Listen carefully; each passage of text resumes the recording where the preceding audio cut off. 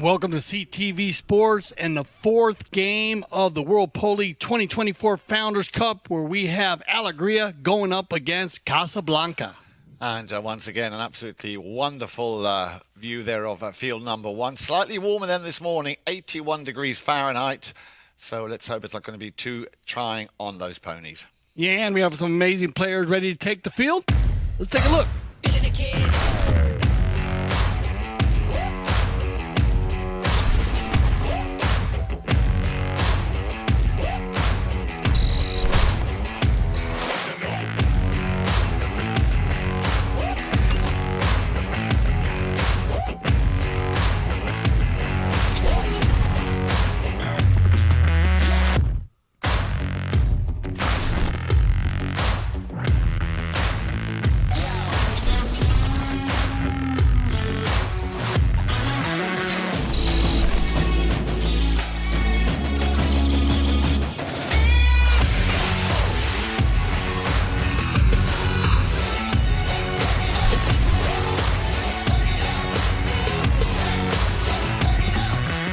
All right, as I said, welcome to CTV Sports and the Grand Champions Polo Club. As Yan said, field number one. Huge game here, Yan. First game of the 2024 World Polo League Founders Cup for both of these teams. Remember, Casablanca, they got knocked out of their first game, but they played pretty well against the Audi team who went on to win the All-Star Challenge. And then Alegria, they made it to the semifinals. They did indeed. So, as you said, Dale, this is going to be, I think, a thriller, a bit of a showstopper. And once again, of course, coming from the legendary field number one here at Grand Champions Polo Club. And as Dale was saying, this is the opening match. Overall, the fourth match of the Founders Cup, but the first group match here in Group 2. We had a Group 3 match earlier today. A bit of an upset there for many. We had the Maltese Falcons who came out with featuring, of course, Adolfo Cambiasso. Yeah, great seeing Adolfo and Melissa Ganzi, Alejandro and Juan Martin Zubia. They went up against Travieso, Tony Calle, Pipe Versalino, Martin Jaregui, and Juan Martin Nero. And well, what a turnaround right in the very, very last Chukker there. After they were down by 3 goals, the Maltese Falcons managed to draw a level, but it was Pipe Versalino picking up a very late penalty to get his victory for Travieso, who now, of course, are 1-1. Yeah, so a very, very, very tight game there. They played well there. Of course, Melissa Ganzi, she was hit with the ball early, but she is doing all right, and that's a big, great sign. Good to hear that. They had Milo McDonough, whose father is playing for the La Aranita team. Pablo McDonough came in and filled in for Melissa. She did stay at the field to keep her team. She scored 2 goals at the beginning of the game. Actually, She was playing did, well. yeah. Scored 1 in the first, 1 in the second. And so our big shout out to her, and hope she gets well for the next game. But here we go. We're gonna get. We'll go over the challenges, the 2 points play, of course. Remember, from center field and the buzzer beater at our first courtesy change. Away we go. And in case you wondered, that 1 goal, of course, given to Alegria. Remember, they are a total of 25 goals on handicap. Casablanca of 26 goals, hence that 1 goal advantage for the team in grey. Just to remind you, Casablanca playing in grey today, and Alegria in their traditional pink and black jerseys. Off the boards then. Straight away a pick-up, and as to be expected, they're not going to waste any time here. Getting a nice quick pace on the go. Rufino Benzadon trying to feed that ball up to the man with the number 4 or the number 3, Hilario Figueres, and Sapo Cassette. Once again on the move. This time it is that man with the blue helmet. That is Sapo Cassette. 9 goals, of course. One of our many 9-goalers that we have taking part in the 6th edition of the World Polo League 2024. Yeah, 1 of 4, and again, another 9-goaler who can come and play 12 goals at times, so you got to keep an eye on him. And you remember, he's also been 10 goals.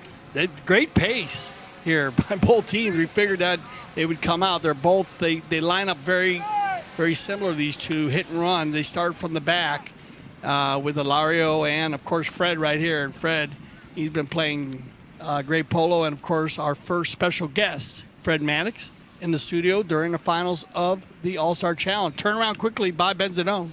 And Benzadone looking for somebody at the front there. Grant Ganzi, he of course the man with the pink helmet there in the grey shirt. Very dangerous in front of goal. Ball didn't quite go through, and we have our first whistle here in this opening chukker. Back shot coming right here, and right there you're going to get the right-of-way violation. And very quick, keep an eye on Rufino Benzadone. His father playing for the Audi team. He played number 4, Pancho, was on the winning Audi team.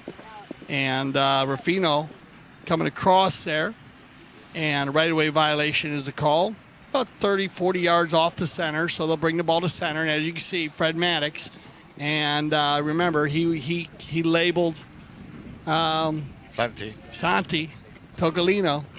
The shot heard around the world, and he's going to go for it, he said. He said if he gets a chance, he hits a big ball. Here comes Fred from center. Oh, and that's a good height right there. That ball will carry. That ball's going to carry. That ball's going to carry. Oh.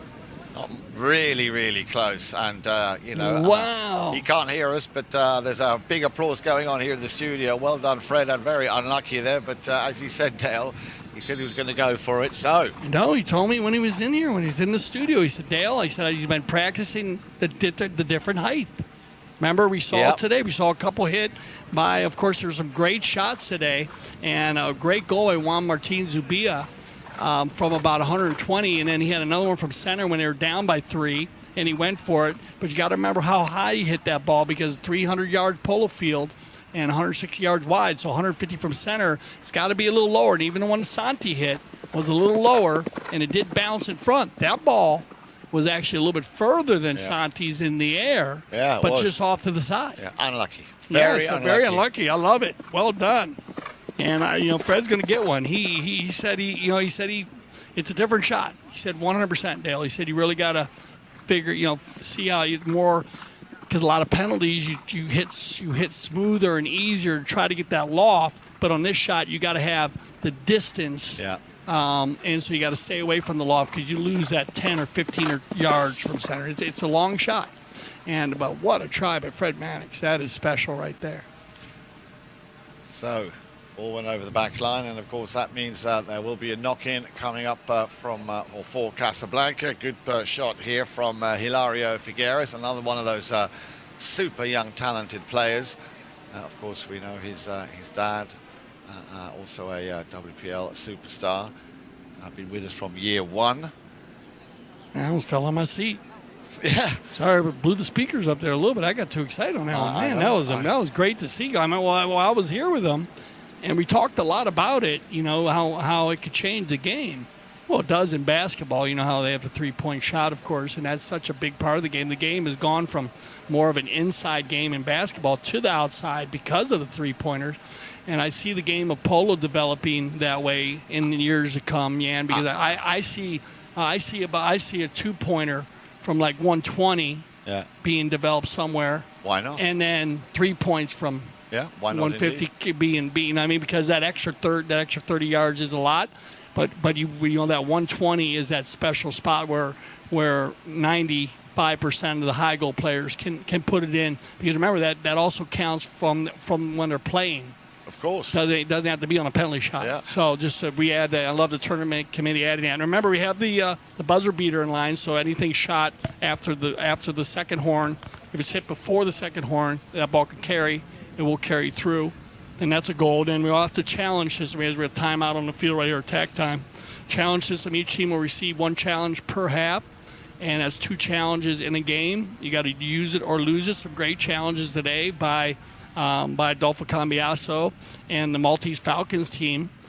And a big one, it actually saved the game there. They had an open goal penalty 3. They challenged the position of the ball, moved it back, and Pipe hit it just to the side. Yeah. Calle almost put it in. Tony, who played very well today. Great game by Tony Calle. 3 goals. But so when remember the challenge, they can challenge any foul called, and they can challenge any of the ball placements. And if you win your challenge, you receive another. And we have our triggers in place. Check to see if a goal is scored. Check to see if the ball goes out of bounds, either the sideline or end line. Check to see any time to come into a ride-off. 2 four-legged athletes. If they make any kind of contact, or the 2-legged acts come to any contact, any part of the game. If the umpires need help, they can go to our third man /IRO in the CTV studios, and of course to check and see for any unsportsmanlike conduct. And then we have in place here at the Grand Champions Polo Club and the Aspen Valley Polo Club, when we have our third man IRO, our umpire challenge, where if the umpires do disagree on a call, then they send it into the third man IRO. Where on most polo they send it to the third man on the sideline, we send it to the video. But Dale, just to pick up on the 2-pointer there, I mean, and correct me if I'm wrong, but I'm sure it's the same in America. In England, of course, for quite a few seasons now, we in the arena, in the winter polo, if you score from outside the 25, you have... And we've seen that and used that, actually. We've used it in Aspen. Right. You see a lot of it. It's in beach polo, of course, it's on snow polo, we use center field, but they do use the 25. Yeah. And it's all about giving the opportunity for players to use the long ball. Exactly. It opens the game up amazingly. That's why I think if you put a line, you'd have to add a line, and you have to... Oh, yeah.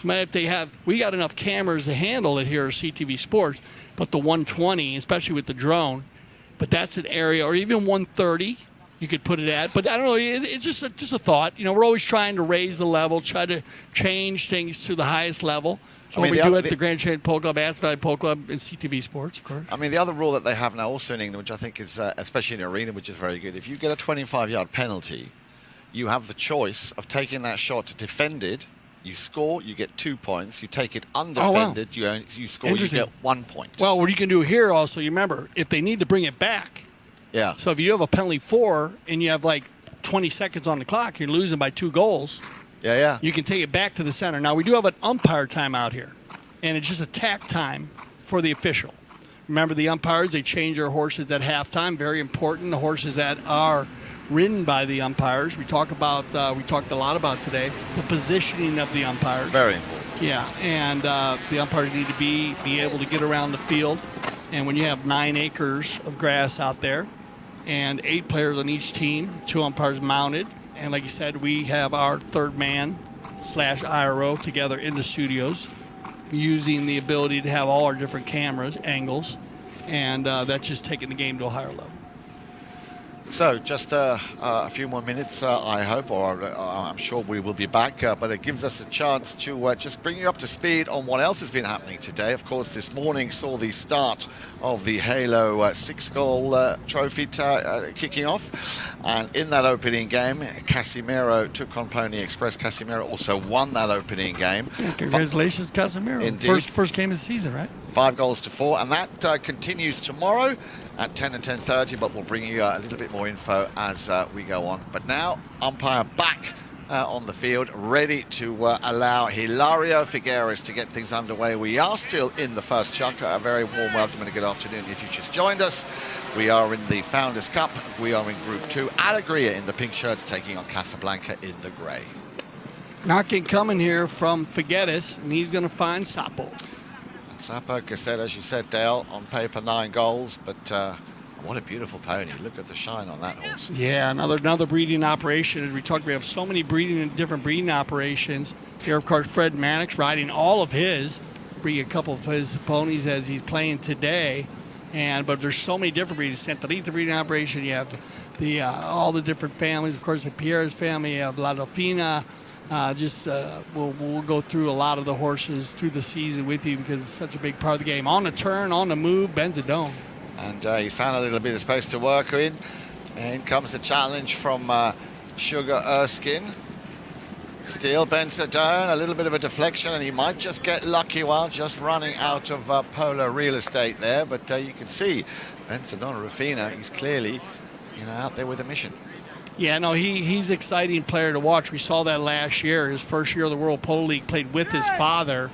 And they play very, very fast, open style polo, and that's a lot of I think of the you're seeing from our younger generation based on the game speeding up so quick, Jan, and it's such a hit and run game, and he definitely handles it at a high level. Here he goes, number 2. On the move again after that deflection coming off the pony of Grant Ganzi. A long ball, and again, not much in it. They're very, very close. So they, as you would say, they're peppering that goal. Oh, man, he now shows you the other side of Rufino Benzadone as he slams that one from a good 100 yards out. He usually runs and guns through there with his ball control. He, like I said, he kind of sweeps the floor with the mallet. He's another one of those very, very skilled players. Great shot here of the ambassador of Casablanca and captain Grant Ganzi, number 1. And on that note, we'd like to welcome Stephen Alexander, who landed. He told me earlier when he came for the opening game this morning, the Maltese Falcons. He came off the plane straight down the turnpike and didn't even go to his hotel or wherever he's staying. Came straight down to the game. So a very warm welcome to Mr. Stephen Alexander from Casablanca. And there's Fred Mannix, captain of the Alegria team. And it looks like they're going to use a Kersey change here. And he's going to get on, looks like Aranita Fax here as the second pony of the day. And remember, Fred was so thrilled with his breeding operation. I love talking with all of you. Talk to Melissa Ganzi, too, with her breeding operation. You talk to Pierre, you talk to the Merlos, you talk to Adolfo, you talk to, of course, Alejandro Naviz Estrada and his brother, and of course, everybody. I mean, McDonough, they just amazing. They light up when they're talking about their breeding operations, and it's been such a big part of the game of polo growing at such a rapid race. Absolutely. Here we go then. Mr. Crowder with a pass looking for Sugar Erskine. He's going to be beaten to it, or is he? And the attempted backhander there coming from Hilario Figueres didn't get a clean touch. Crowder in front of goal. They come together, you know.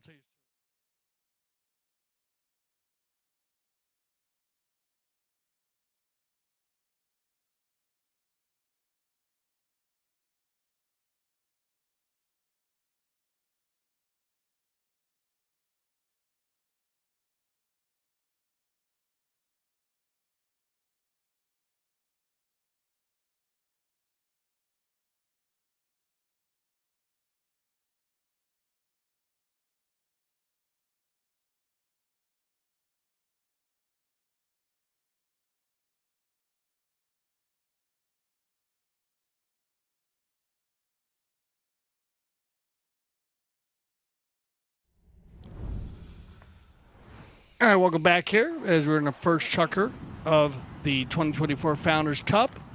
And breakaway play down the center. And it looks like everybody's okay. Two horses came together there just in the goal mouth. And but we got everybody back up and moving around, so that's a good sign. Very fast, open start here. Yan, in this game between Casablanca, Grand Ganzi, Rufino Benzadone, Sapo Cassette, and Ilario Figueres. Remember, they are in the dark jerseys. A shot right here of looks like Sugar Erskine, Grant Ganzi, and Rufino Benzadone. Grant and Rufino right there in the dark jersey, Sugar in the pink. Alegria, Sugar Erskine, Jason Crowder, Tincho Merlos, and Fred Mannix. 25-goal team against 26-goal team, 1-goal handicap here. And it looked like Crowder was in on the goal here. We'll see what the umpires come back with. We just had our courtesy change in the first Chukker. And the fourth game here of the Founders Cup, Jan. Indeed it is, and as we said, the first game here in group number 2. As you may have already know, there are, of course, 9 teams competing in this year's Founders Cup. We've already had a couple of games in bracket 3, but in group 2, we've got Polo, Casablanca and Alegria. Casablanca and Alegria, of course, at the moment out there. And just to run you through how this tournament is set up, 9 teams will, of course, compete in this double elimination tournament. Basically, that means everybody plays the other 2 teams in their brackets. The teams will then be ranked on a 1 to 9 basis based on their wins and losses in the first instance. Then the net goals and the gross goals to determine who will be the 4th team to go through as the 4th semi-finalist to the semi-finalists. Once that has been established, the first plays the 4th and the second plays the 3rd. Okay, so we had a trigger on the play. We had 2 players come together in the goal mouth, and they had a penalty 1 called on the play, so a blocking foul against the Casablanca team. So automatic goal, penalty 1 given. And remember, any contact between 2 horses or players, look at this, Fred's going to have an opportunity to go for his second opportunity at a 2-pointer. But remember the penalty 1, automatic goal given, and then possession in the middle of the field at a 5B. So that'll make it 2-0 now. And nice positive pole play here from the center is looks like Fred's going to find Sugar. Sugar's going to put it over the back line, and it'll be Ilario to knock it. So Casablanca out to the left-hand side. One blue helmet to another. Ilario with the number 4. Sapo Cassette with the number 3. And he will send that just out to the left, back to Ilario. Fortunately, slightly too much power or force on that shot. It goes over the sideboard, so there will be a change of possession. So Alegria, at the moment, seem to just have the slight advantage here, and we know what a big hitter he is. We saw that in that opening sequence of the first Chukker. Here we go then, Mr. Mannix. Nice long ball. It's gone all the way through, intercepted and picked up, but he is very quick on the move. Benzadone. Now then, Crowder.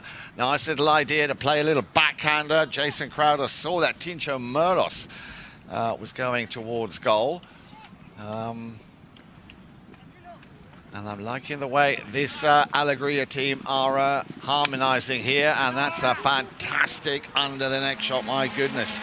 Coming there from the man with the number 2, Jason Crowder. Yeah, they're jumping out quick, and that's what you want to do when you get the lead here. We see that a lot in the World Polo League, and we've been talking about Polo. Why not? You know, they played very strong in the All-Star Challenge, making it to the finals as a 22-goal team. And they capitalized on the goals that they got. They were receiving. And Jason, this is a beautiful shot. And you can learn a lot from that shot. Notice how he puts the ball underneath his horse's neck. That's the main idea of hitting a very good neck shot, is putting the ball underneath your horse's neck and not to the outside. Back to the center. We'll switch directions for any of the new viewers on every goal scored. And it looks like we got Casablanca headed to the south now and Alegria headed to the north. Yeah, nice little run there by Sapo Cassette. He gets a little bit lucky there. He's got his number 2, Rufino Benzadone, to lend him a helping hand. And another whistle will stop the play with a little over half a minute left here in the opening Chukker. So we're going to have time on the penalty shot here, and looks like Casablanca might get an opportunity as Grant's going to just feed it back up to Benzadone. Keep an eye on the number 4. He's going to go forward here. He pulls out, and then right there, you have a player coming across in front, trying to clear out of the play, but too close for comfort. So you are going to get the open goal penalty with 7 seconds on there before the first horn. So they'll take the shot here, and it'll be Sapo Cassette with the open goal penalty for Casablanca. Opportunity to make it 3-1 here in the first Chukker. It looks like everybody on Alegria has already rode to the side.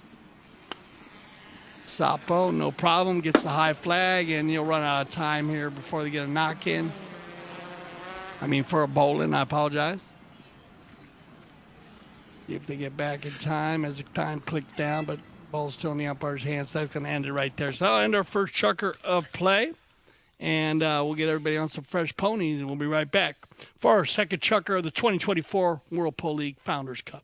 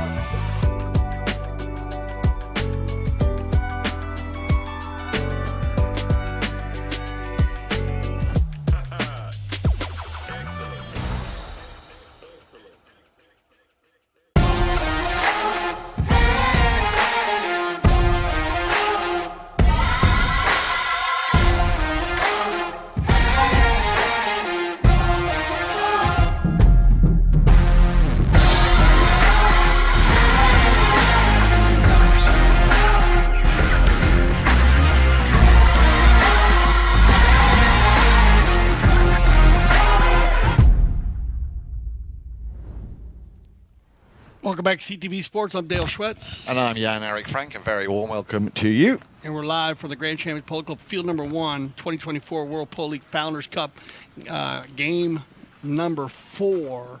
Casablanca in the dark jersey, Grant Gansey, Rufino Benzone, Sapo Cassette, Lara Figueres against Alegria in the pink. Chukkers, Jason Crowder, Ticho Merlos, and Fred Mannix. And it looks like it's going to be well picked up there and taken forward now by Ticho. Get the high flag. Was there a whistle prior to that? It looks like there wasn't. I think he's okay. I think he's clean. Let's take a look at it. Tincho's going to try to run around Grant. Grant gets position here. Goes for the back shot. Gets a piece of it. But actually, that ball changed. Actually, that ball changed right toward Tincho. So great non-call by the Mountain officials. That ball actually was coming across the field a little bit. And the number 2 was riding for a foul. But that ball was more... So, good non-call. Goal stands. So, 4-1. Well, Alegria so far seem to be able to not do any wrong here. They're doing a very, very good job. And as you can see, 4-1. Top of Chukker number 2. It would appear that Casablanca haven't quite yet found their rhythm. And I'm pretty sure that after their defeat, of course, in the semis against Audi in the All-Star Challenge, you know, they want to prove a point, which is that they are, of course, one of the favourites throughout all of our tournaments here of the World Polo League. But at the moment, like I say, and again, they have possession, stopped and turned. Now then, Ticho Merlos. Well, that's how you get it done, Dale. Yeah, 2 in a row here. Tincho getting fired up. And I said they played very well, in the All-Star Challenge. I mean, they were right there, putting the pressure on Jan. So this is a team that's looking to get to the next final. Like this play by Tincho, he just stops it, shuts it down, and another former 10-goal player. So he's Tincho on 7 goals. Remember, we were talking about those 7-goalers, 9 of them, and you got to be careful because they can come out and play 10-goal polo, and that changes your team's handicap quickly. Here we go. And not only that, I don't know if you've noticed, but to me it very much feels that the World Polo League brings out the best of all of the players. Yeah, it does. You got it. The league has just been phenomenal. The speed and the energy. Love seeing the 26-goal level. Of course, highest level polo outside of Argentina in the U.S. being 26 goals. Turned around here by Benzadone, and they all got to clear out there and there. This one hits that ball up and down the field. Fred trying to clear out, but his horse kicks it, so they'll take that ball to center. Let's see if they're going to talk about this. It looks like they're setting up for a 5B, and now they'll have an opportunity. I remember on these 2-point conversions, Jan, the ball must be behind the line. Yep. And, of course, we have our center cams right there, so they can score during play. We haven't seen that happen yet, but they can score during play. So we'll have the ability to really break it down and look. It's going to be an opportunity here for Alegria from the center. Yeah, you got the distance, or a relatively big piece of that distance. Crowder able to send it back to where it came from. And Sapo Cassette wants to make the most of the fact that they are so close. You see Benzadone waiting there. And we might have a whistle on that play as Mr. Hilario Figueres came charging down that line. Let's have another look at this. There you see Sapo Cassette, the near side backhander, tops it slightly. It's dropped. And you saw... Yeah, you get a whistle on the play. Remember, the line continues in the air, so it's an imaginary line, and the line will continue if the ball is in the air. And it can be, above the mallets, outstretched arms of a player with a mallet. And most mallets are ranging from 48 inches to 54 inches long, and then based on the player length of their arm. And a good play there by Alegria, a good read, jumping on the imaginary line. Fred trying to get out in front. Very quick, very close, but good call. Open goal penalty 2, Sapo, 30-yard shot. Easy pickings, his second from the line. So 100% so far for Sapo Cassette, brings it back. That'll be goal number 2 for, well, not only for Sapo, but also for Casablanca. But 5 goals to 2, remember.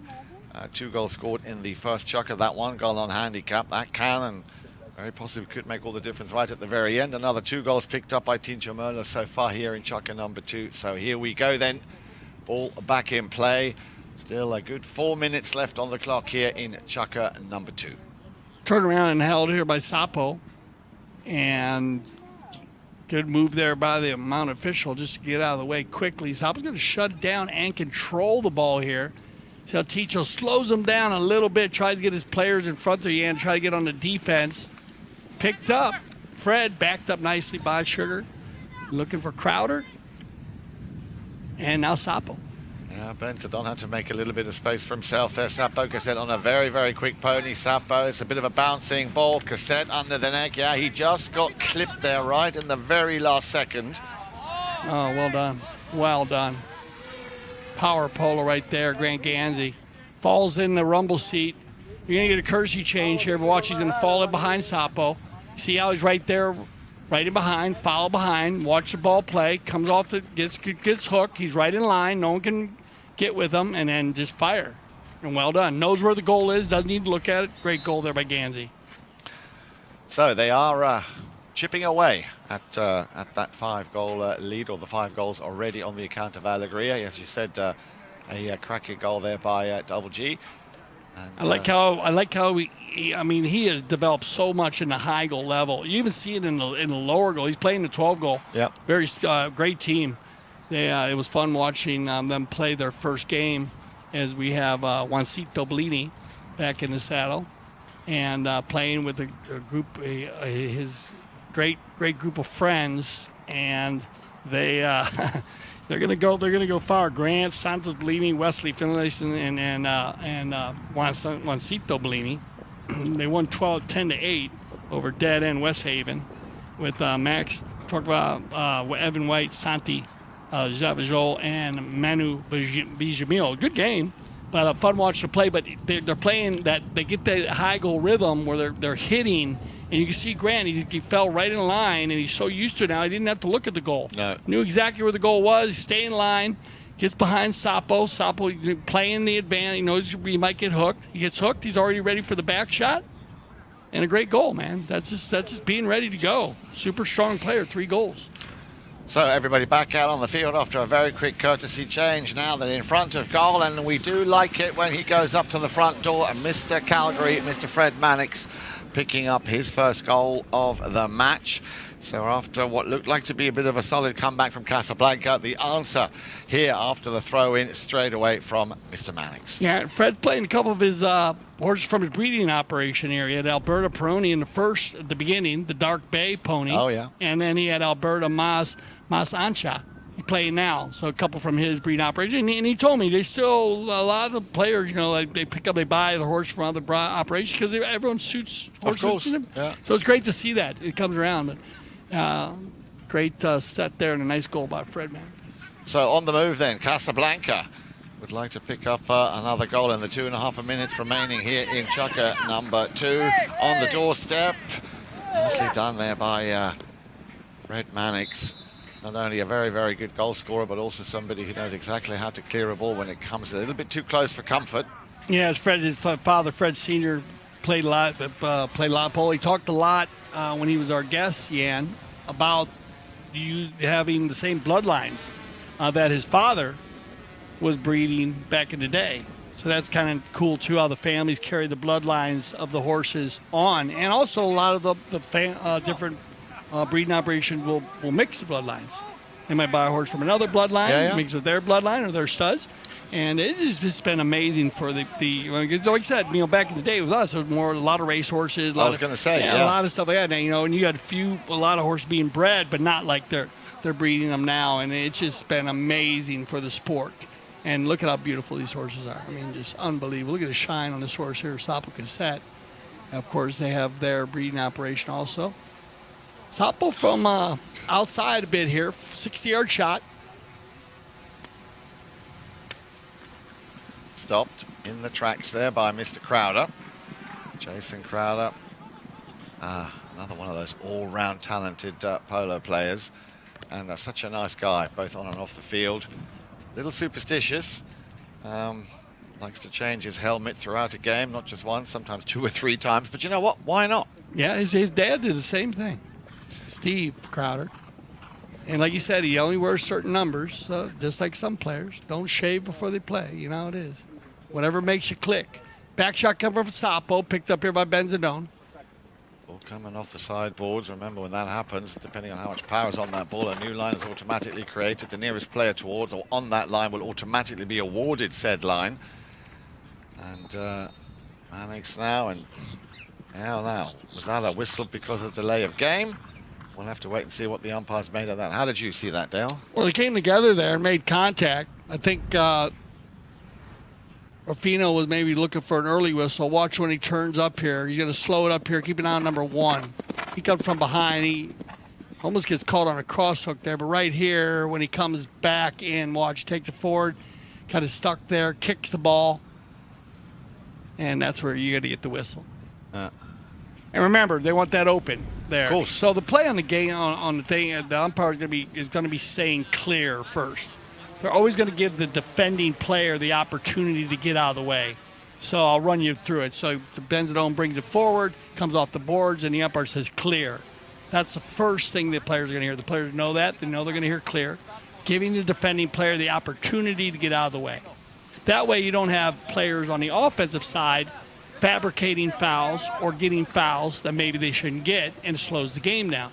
So if the players do clear, and they clear the right way, and that's taking the most direct route out, not the most defensive route out. No. And in this case, Chukker kind of took a defensive route out. His horse kicked the ball.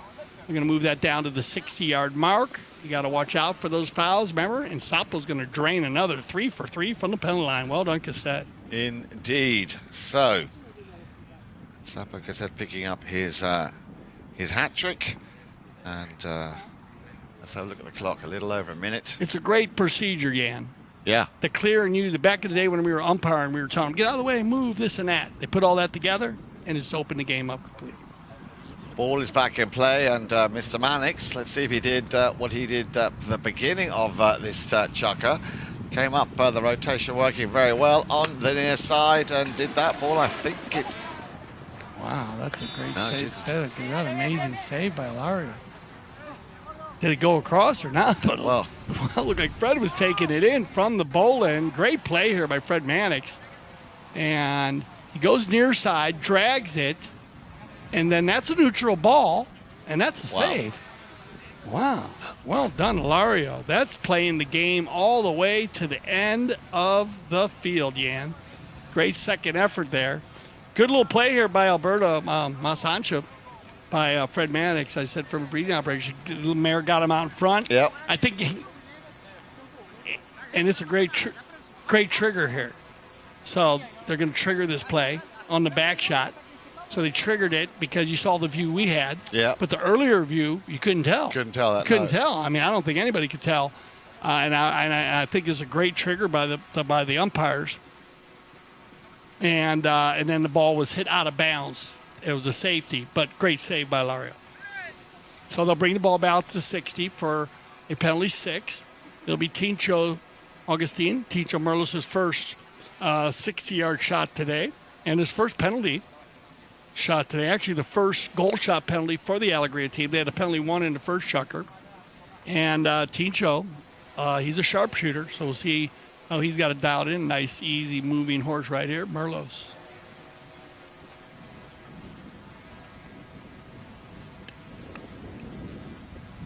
Man, I love his swing. Yeah. He's got one of those butter swings. It's just nice and easy, and just a perfectly placed ball. He hits it 67 yards, just over the top of everybody, drops it in, and he's another one of those very fine shooters. So here we go. That'll end our second Chukker play. So we'll send everybody off, and we'll be right back for our third Chukker play. This is the 2024 World Polo League Founders Cup.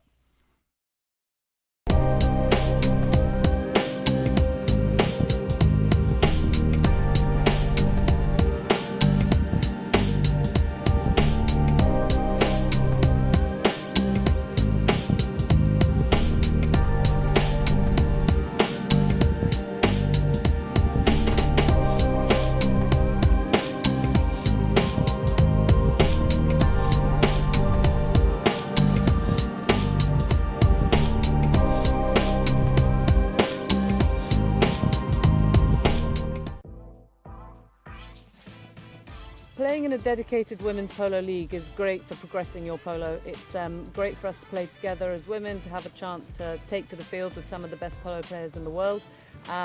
It's helping us come together, improve our polo, and keep up playing a regular high level of polo.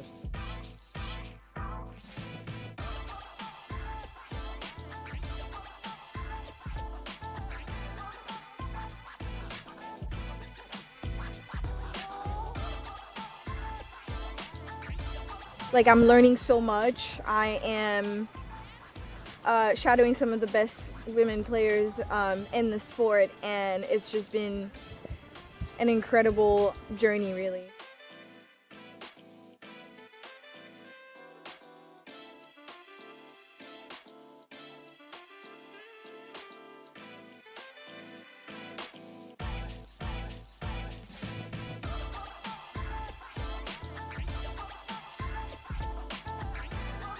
I have played at Santa Rita before, and I love it here. It's a fantastic club. They do so much for not only just polo, but women's polo. So we're very excited to be here, and huge thanks to Melissa and Mark for having us.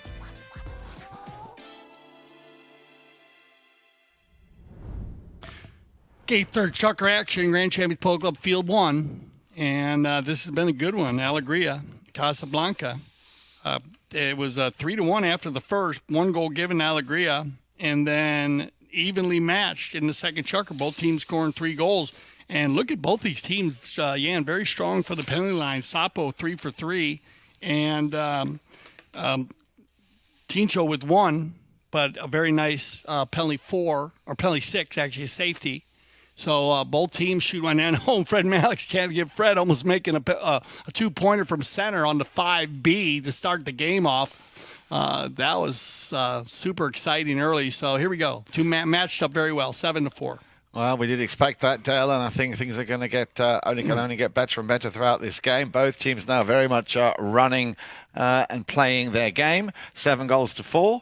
That's exactly what we have on the scoreboard, and we have on our sheets here. We had 4 goals from Alegria. We had a hat-trick from Tincho Merlos and 1 goal from Fred Mannix, and then we had 2 from Sapo Cassette and 1 from Grant Ganzi in that last Chukker. And this time it just goes out of bounds. As you can see, Fred Mannix there, he will take the next knock in here for Alegria. Still plenty of time. Well, at the moment, they seem to be very much on course here. Mannix out to the right-hand side, looking for and finding the man with the number 3, Tincho Merlos, the man who, as you said, has that butter swing, Dale. Intercepted by Cassette. Excuse me, Sapo Cassette. Now we'll try and maybe run this one himself. Had a bit of a bouncing ball, timed it just right. He's got Erskine breathing down his neck. There is the long-distance shot, and my goodness, what a cracking goal for Mr. Sapo Cassette here for Casablanca, picking up his 4th goal of the game. Yeah, great shot here by Sapo. It leads it right down in front. And wow, and Grant had pushed Fred across, so he was in a good spot there. If the ball actually went in, Fred had the inside.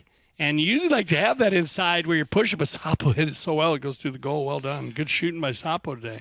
So Casablanca, again, chipping away at that 7-goal advantage, or the 7 goals already scored on the score sheet here by Alegria. And it's going to come down to exactly this, winning those throw-ins. And here we go then with the number 2, Rufino Bensadon. Been working very, very hard. Has not yet scored, but that's not going to make much of a difference here to the way that Casablanca team are playing. Everybody is exactly where they need to be. Cassette will pick this one up and turn it around. Now remember, he is a sharp and long-distance shooter. Here it comes.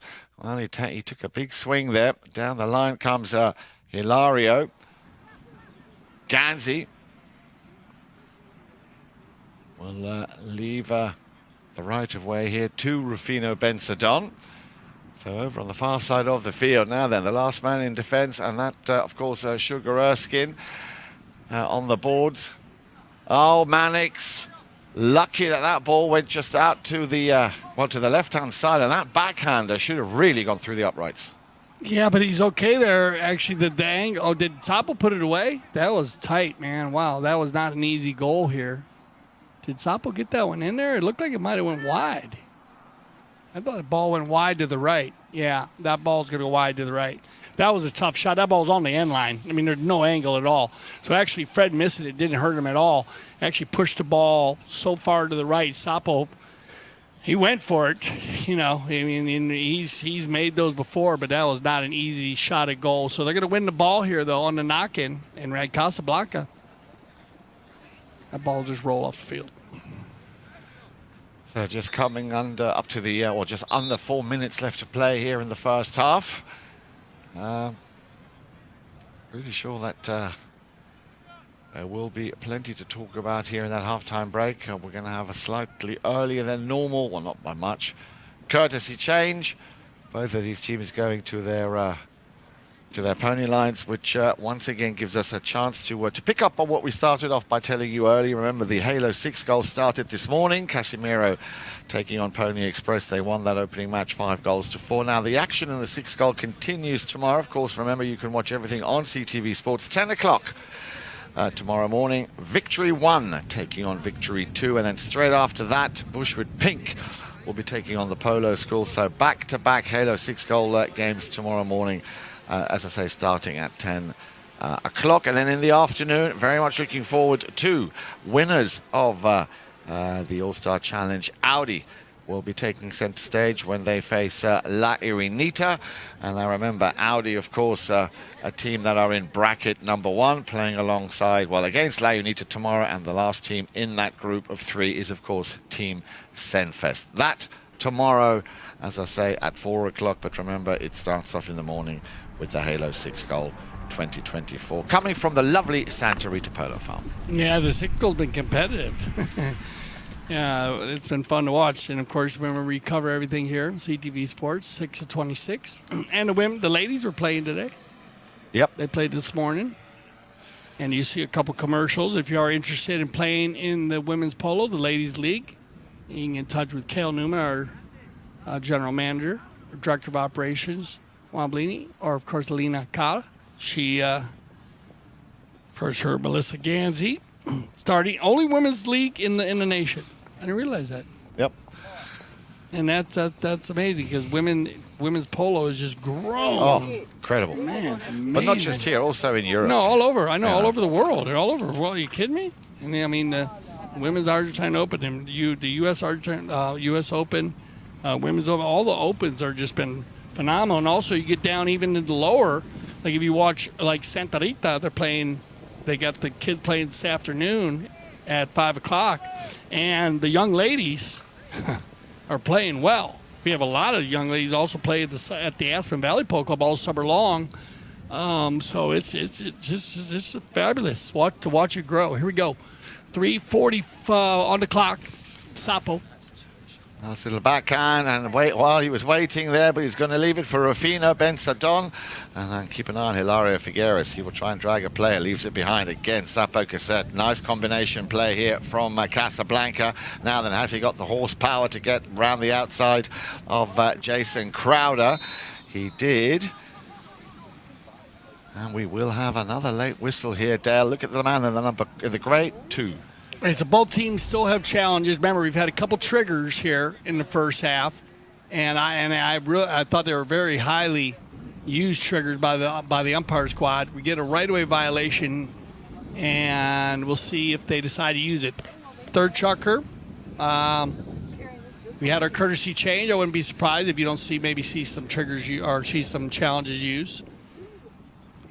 Even at remember even a moment.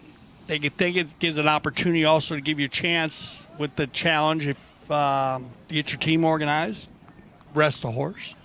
And it looks like they're taking some time here, so they're probably going to be using the challenge.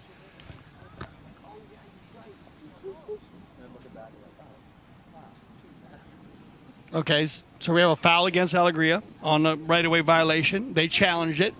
Risk-reward matrix, great challenge. Third Chukker, might as well. You're going to try to save the penalty too. So I'm into it. They're going to lose the challenge, but timing, could be a better time. And like I said, if they win that challenge, they save a penalty too, get a bowl in there. They're going to lose their challenge for the first half. So Casablanca still have a chance. And Sapo's going to pick up his 4th goal from the penalty line and get this game within 1 goal. So on the nose then, the 3-minute mark has been hit. Clock, of course, continues to tick down as they converge back on the halfway line. Alegria coming out on top, winning that throw-in. And Mannix gets the support there from Crowder. So Mannix once again to try and drill that ball a bit further downfield into Casablanca territory. Well, there was a deflection. I'm pretty sure that came off Sapo Cassette's pony, but on the move very quickly here. Rufino Bensadon tries to hammer it across. He saw that Sapo was just slightly ahead of him. Ganzi, so the 2 number 1s, Ganzi chasing Sugar Erskine. There's the open backhand from the number 3 from Tincho Molos. Sent back by Hilario Figueres. Mannix. That's the 9-goaler. He needs to try and shake off somehow still. Mannix, nicely done on the near side. Wait for the bounce coming off the boards. Oh, he timed it just right. Bit of an angle there. Crowder not able to do nothing with it. In comes first man on that new play, Mr. Grant Ganzi. And we will also have a whistle on that play. Pretty quick pony here. Another one from Fred's breeding operation here, Alberta Castelleo. And he turns a corner heavy here. Grant's going to stay very composed here. Turns it under the neck and then gets met on the near side. Remember, no right-of-way on the near side. The only right-of-way we have on the left side of the pony on the near side is in the arena. And the only time that comes into play in the arena is when you're established on the wall before a player on the right side, on the right hand, on the offside actually is coming to the line. So you got to be there early.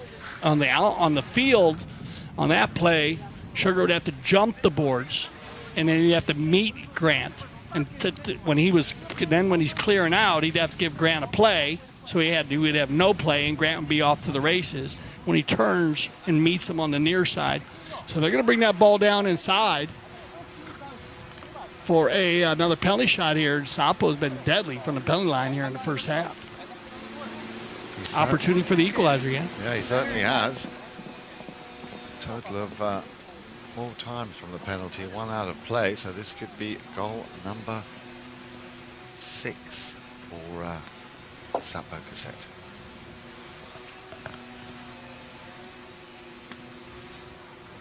Oh, well hit. Very well hit indeed. So Sapo Cassette will be very happy with the way things are going here. And as you said, Dale, you called it.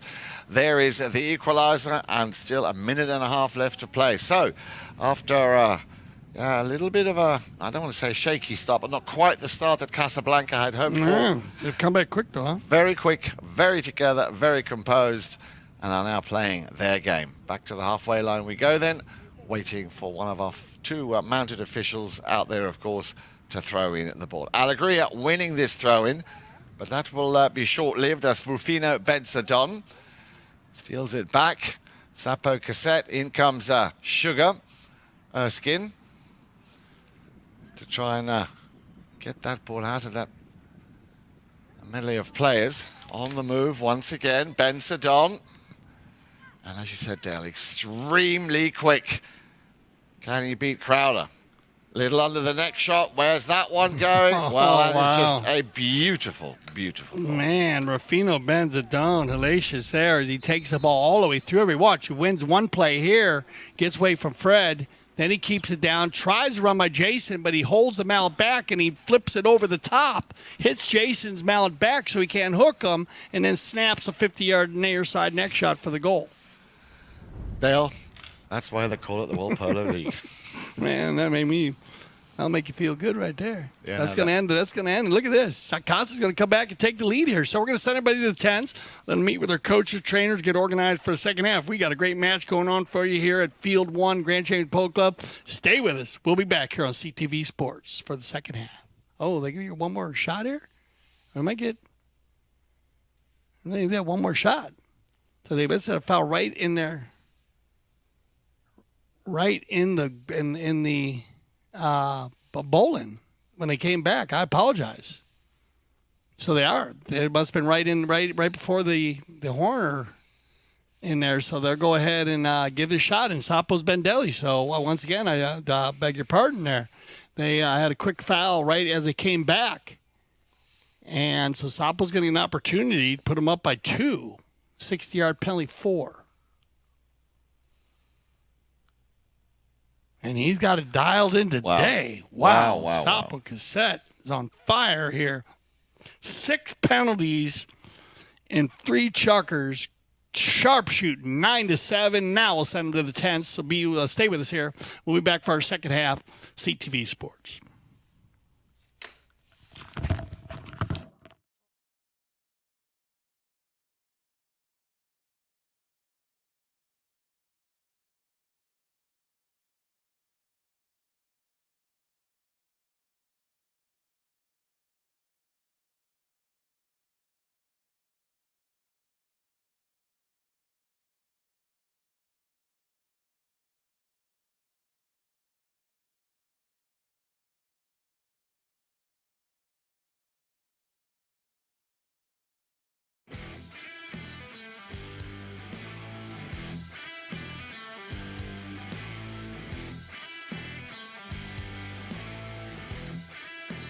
My name is Nacho Estrada.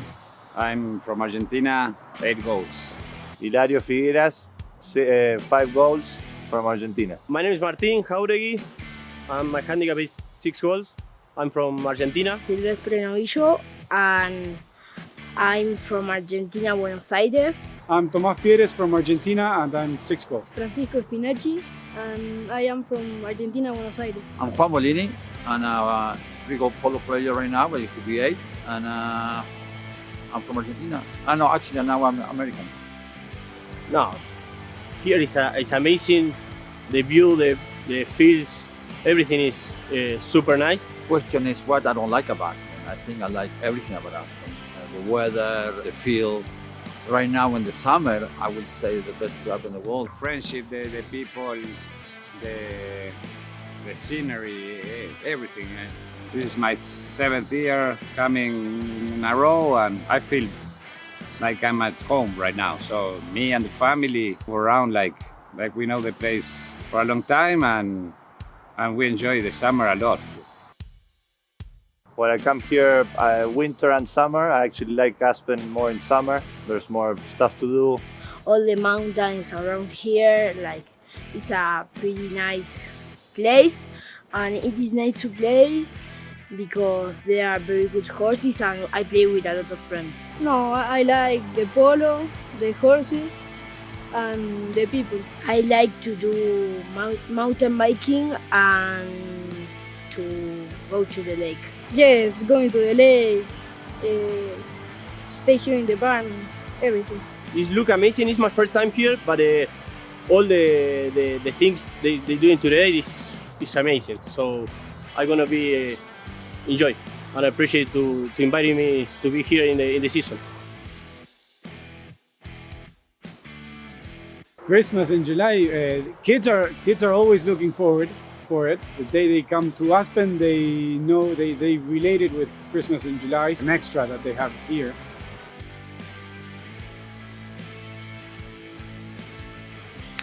I like Christmas in July because we get all together and we receive a lot of presents.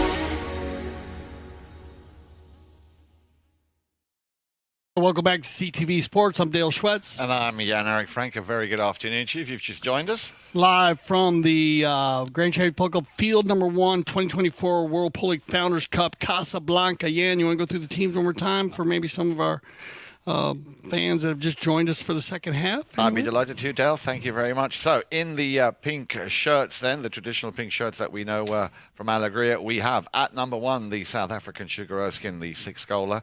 At number 2, Jason Crowder. He scored 2 goals in that opening chukker. At number 3, Tincho Merlis. He scored thrice, picked himself up a nice hat-trick in chukker number 2, and Mr. Fred Mannix also picking up a goal in chukker number 2. They didn't score in chukker number 3, whereas Casablanca, let's go from back to front there, 4 goals scored alone by Mr. Sapo Cassette. He's for Casablanca, the 9-goaler, playing at number 3. At number 4, we have Hilario Figueres. He's been instrumental and a driving force in that team. At number 2, of course, Rufino Benzadon, also working very hard out there, but only so far having scored that 1 goal, and that was also in the 3rd chukker. And Mr. Grant Ganzi, of course, at number 1, the 3-goaler, is picking up a goal in chukker number 2. So 5, Dale, 5, no less than 5 unanswered goals here by Alegria in that 3rd chukker. Yeah, the Casablanca team, they controlled the 3rd chukker. And a great start here, though, by Alegria. They came out firing on all cylinders and mixing it up. Well, Crowder, Tincho, we got Chukker doing his pulling the team, Fred. And then, like I said, just a very strong chukker. They got a little loose on the penalties, and you notice the stats. 15 shots versus 7. by Casablanca versus 7. So great percentages by the Alegria team, going 7 for 7 on their shooting at the goals. So you got to give them love there if you're coaching them.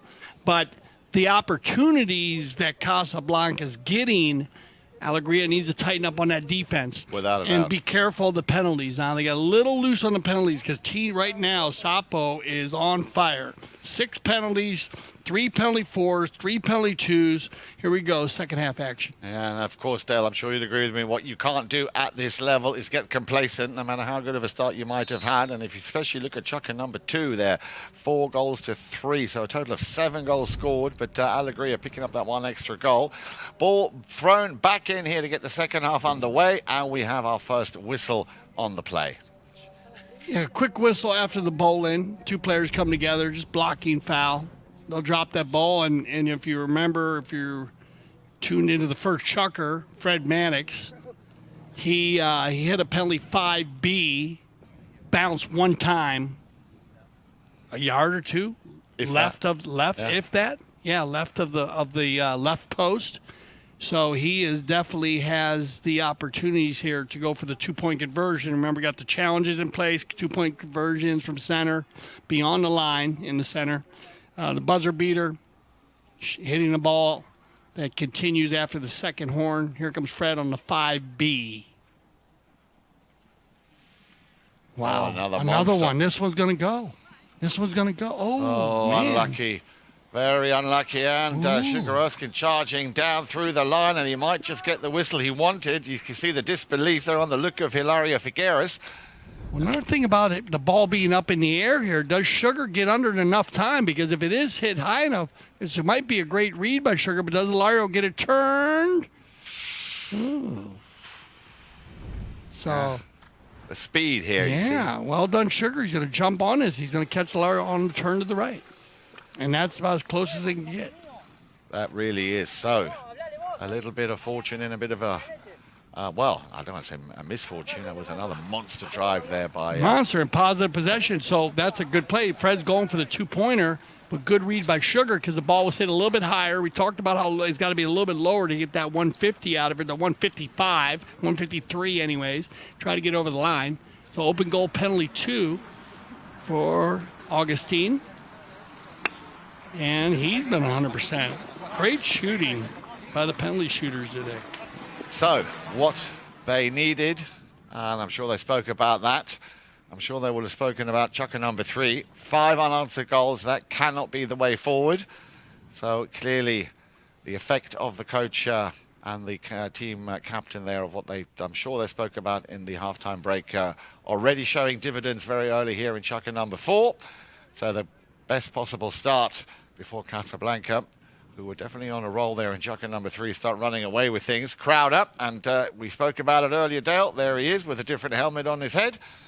As once again, an early whistle here just after that throw-in. This goal-scoring helmet. Is that? Uh-huh. Okay. That's goal-scoring helmet. Watch. Good pick up here by Fred. Neutral play by by Jason, bounces off Pony, turned around by Ilario, met in there by Tincho, but you're probably going to get one meeting two here because remember, two players together, they don't need to be riding each other off. They can just be focused on each other, or we use the term engaged. So that means they have focus on each other, and you had Fred chasing Ilario there, so Tincho can't meet that ball. Center hit, and it looks like they're going to tee one up here and go for it. More or less exactly the same spot where Fred took his shot from just a few minutes ago. Yeah, they'll exchange tees, most teams on the field. They always want a nice tee to hit the ball. Of course. And most teams will use the same tee, unless you want a different angle, of course. Ilario with the opportunity right here. We'll see if they go for the long ball or the short play. Figueres. Ooh, that's a nice drive. That might carry. Wow. Well, it's definitely in the danger zone, and let's see if somebody like Grant Gansey can get a piece of it. The ball's not cleared. Who can turn first, Crowder? That very easily could have gone into goal, and what a cracking full volley here by Jason Crowder. Tincho Merlos waits for it to drop. In comes the number 4, Hilario Figueres, but yeah, let's not be shy in giving him the compliments of what a great drive he just did there of that penalty 5B from the halfway line. We might get another look at it. That's a cheeky play, as you would say. Yeah, very It's very cheeky. Behind the back, catch him on the foul. Yeah. Well done, Ilario. Gets that angle. Remember, using the angles, the chess game of Polo. Angle always gives the opportunity to the offense when you hit a good angle. Ilario hitting 90 degrees there. Doesn't need to hit it far. He only hit it about 3 yards, but right to Sapo. Nobody can make a play on that ball. Jason went for it. Remember, speed play. He almost got out of there in time, but Sapo's going to get around very quick. And this is where you got to watch out, because those balls are going to get moved. So taking chances when you're 10 or 20 yards, even 20 yards on either side of the center, you got to be careful because those balls are going to get moved down to goal shot penalties. Sapo set from the 60-yard shot, penalty 4.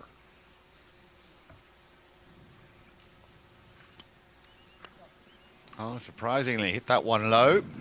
And Mr. Erskine will not waste any time picking this ball up and running it. Looks like he wants to run this one himself. Going up with him there on his left-hand side. That, of course, is Mr. Tincho Merlos, but still Erskine. And that's where Tincho comes in to lend a helping hand. Crowder, as you said, Dale, with his goal-scoring helmet, but we have another whistle. It's going to stop here. They come together. Let's take a look at it. Sugar overrides, loose ball play. Grant's going to come across, neutral play, still going across.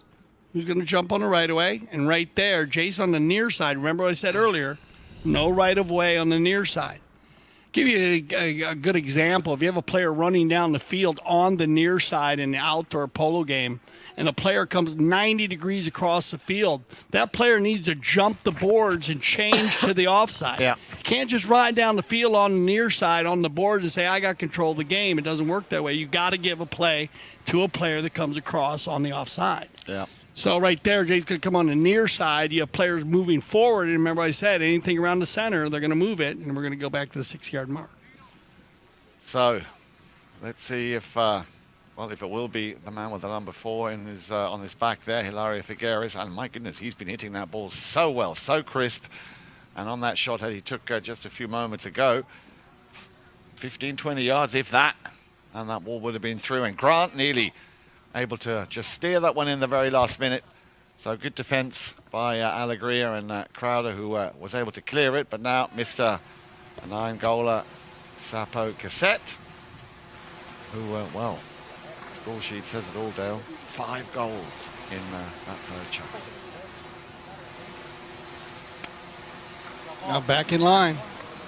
Back in a groove. Hit the worm burner on the first one, the daisy cutter. And now just snapping it. Very impressive.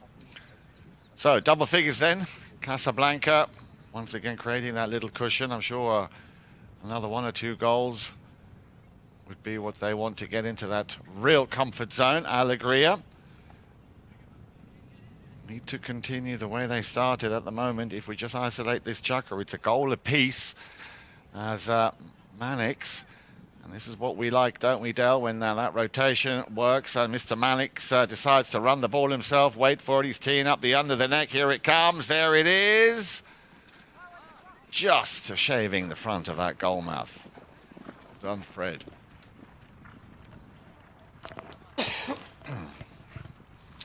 Lario will line him up here. He's going to take his time, check the field. Should see some changes here maybe on the knock-ins. Now that we're going into the second half, you'll see these set plays. Remember, talk about the knock-ins and those 5 A's and B's from the spot and from the center. You'll get a lot more of those usually in a polo game. So you got to have these set plays, and this is going to work here. He's going to hit one down the side. Good read by Jason, and he's going to get it for Benzadone, stolen by Sapo. Oh, on the move. Great eye for the ball. Now then, Sapo Cassette up against Fred Mannix. He'll try and shut him down. Leaves it for Benzadone. Nice bit of trickery there. Benzadone through 2 defending players. Jason Crowder's trying to stick to him there and under the neck, and that was just another excellent... I'm not sure how he does that. I'm trying to figure it out because he is so quick. Watch how he gets in front here. Jason is about as strong as a defender you're gonna see in the game of polo. But see, he waited there. He waited. That's how he gets through it. Now, Rufino on the last one, he spun his mallet in front and knocked Jason's mallet back, and that's how he got away. This time, he waited. Jason went to hook him, thinking his mallet was going to come through. And then Rufino sees the hook come. Then he takes the ball forward. Timing. Very keen play. Yeah, timing, all about timing. Very cool. Yeah, that is. I love to see that replay because these guys are so quick. And it just gives you a lot of, big pat on the back to the mountain officials. Remember, what they're looking at.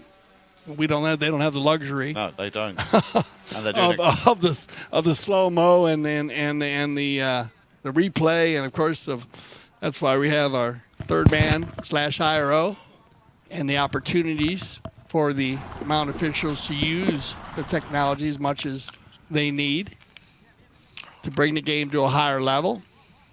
And it has, and the players have embraced it to a very high level yet. Oh, Dale, listen, last year, well, not last year, the last 5 years have all been of a very high level, but every year the bar just seems to get raised another couple of notches. You're talking about earlier about the challenges and how the real science has developed within the teams of how to and when to use those challenges. So on all fronts, really, it has to be said that the development of the sport here, once again, Grand Champions Polo Cup setting a precedent here on so many things. And you see the dividends. It's right there on your screen. Yeah, I mean, it's also helped. Let's go the umpire side of it, because I worked as a professional umpire, and of course all this came around in 2014 in the middle of when I was umpiring at high levels. So it does give the ability for the umpires to take a breath too and give them confidence to become even better umpires. Here we go then. Once again, the man with the number 3 on his shirt, that traditional blue helmet, Mr. Sapo Cassette. Runs into a little bit of traffic, leaves it for Benzadone. Benzadone now, will he go for the under the neck? A shutdown, a very quick shutdown from Mannix. Crowder on the near side, trying to pick it up and work it a little bit. Hilario will try and shut him down. Back comes Mr. Mannix to lend Crowder a helping hand. Now then, Benzadone on the near side. Well played. Trying to create a little bit more space for himself, and you can see Crowder there sticking to him like a cheap suit. Oh, he's done very well. Look at that. Hilario slightly overran, stops, turns. He saw Cassette coming down the line. Sapo, yeah, he needs to allow him to make that play. Erskine decides to take the scenic route. There comes the near side backhander. Yeah, he just waited for that opportunity. And Ganzi trying to pick up that broken play, and in front of goal, easy pickings for the number 2, Benzadone, but we might have had a whistle just before. They come in here. Grant had the near side, but I think he's cool. Yeah, I think he's good on the near side. Let's see, because Jason's on the offside. Oh, there is what Jason's looking for. Yeah. And Grant's going to fall across a little bit there. If he would have had the opportunity to take that ball forward, I think Grant was trying to shoot the ball. He might have been able to get that shot done before Jason came in there. But right away violation from the spot, so no goal on the play. Fred. Almost one out to the right-hand side. And that'll be up to Mr. Erskine, clever the way he uses the sideboards. And one-touch Polo sends it across. Yeah, he was looking for Tincho. Now, did Tincho Merlis come across the right-of-way there of Hilario? Well, the umpires are saying no danger, and if they see no danger, they will, of course, be as lenient as they can. Again, as long as there is no imminent danger, the welfare of the pony, of course, always first and foremost here on the agenda of the umpires. Crowder getting a little bit more stuck in here under the next shot. Well done, Jason Crowder. Well, Dale, speaking about his goal-scoring big helmet. battle going on there with Jason and Ruffino. They've been stuck to each other, like you said, like a cheap suit, 100%.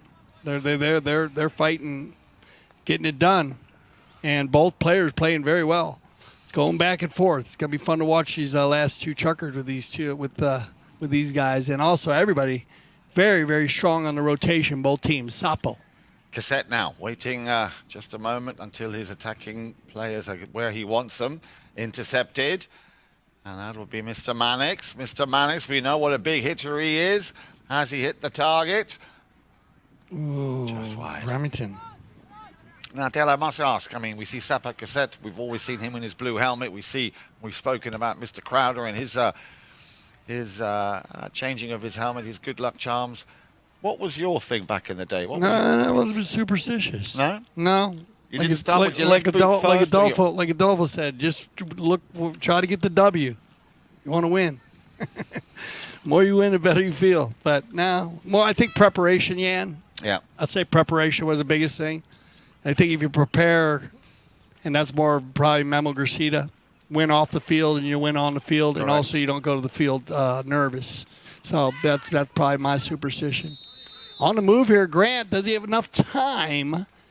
I know we have the clock here. We'll see what the clock on the field where they were exactly at. Take a look at this. Grant's going to fall in behind. Rufino goes for the belly shot there. Jason overrides. Grant, he knows he's got Rufino behind him, so he takes one tap here. And I thought he might even leave that ball. Yeah, Rufino actually goes in there, but I don't think I don't think Ticho could come across in front there. So we'll see. We're going to run out of time, but we'll see what they decide. If the timing happened. So we'll send everybody off, and we'll let the umpires work this out. And 11-8, so we'll be right back for our fifth chukker play.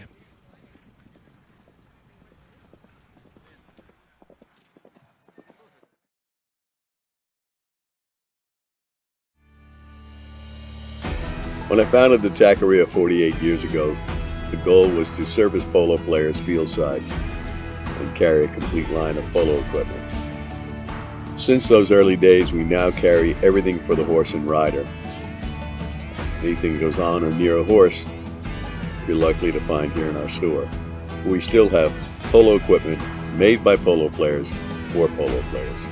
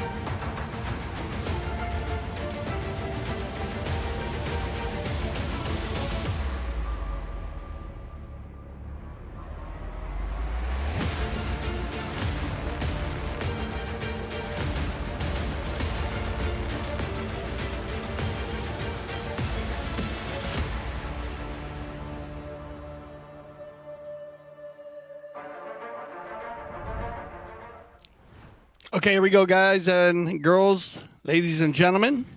We're getting ready for our fifth chukker here. And we had a trigger at the end there. Remember I told you there was a little melee there. You can see Grant had control. He checked down. Rufino ran by him to take that ball forward. Then Tincho went in front and kind of went to make a hook on Rufino.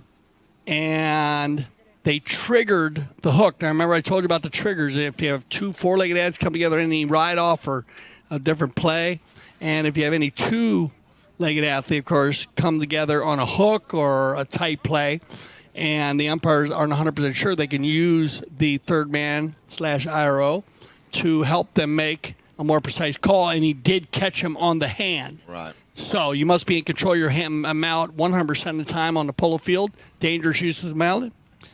And a penalty 2 in favor of Casa. And we'll take a look at this play as we get the high flag from right here. Keep an eye now. Watch this play. Grant's going to take it forward. Watch Rufino come from the right side, number 2. And Ticho goes for it here. Rufino's going to take it forward. And he gets him right there. You can see that. Yeah. And on the arm. So he's trying to hit the mallet, you know. And... But like I said, you got to be in control of your mount 100% of the time. So another shot and another penalty 2 for Sapo Cassette. And another great way to clear up that's the incident there with our technology. I mean, that really is what CTV Sports is all about. Remember, you will see all the action brought down to you. And you want to give it up also to Mr. Lane, our third man, doing such a great job here at the CTV Sports studios. Back to the action we go then. And Mr. Sapo Cassette will pass the stick over, or the ball over, to Mr. Benza Don, and there will be a whistle on that play.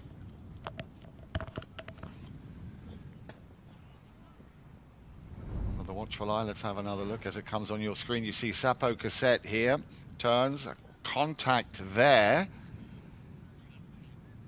But, seems to be this miscommunication. Remember when two players are engaged? So even if it's at a walk, and they don't move those balls a lot because there's not a lot of danger. Yeah. But you have one meeting too, so they'll drop the ball from the spot. As you remember, I told you, you might get a little confused here because I said everything around the 20 yards in, they're going to move it. But because there's no danger, it was at a standstill. Possession is huge there for the Alegria team. That's why you get the penalty 5A. It's going to be Chukker. On the handlebars. And a whistle. And a whistle. And look to me, Dale, that Chukker was very quick there on turning and getting possession of that line. It was teed up there by Jason Crowder. There you see it again. And he blocks him there. So you're inside the 30, or inside the...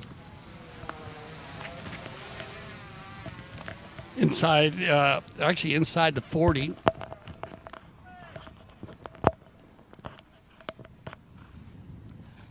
And you'll get the open goal penalty. So we vice versa here. You had one open goal for Casa. Now we're going to go back to Alegria. Opportunity to go 12-9 here. Tincho's been 100% from the penalty line.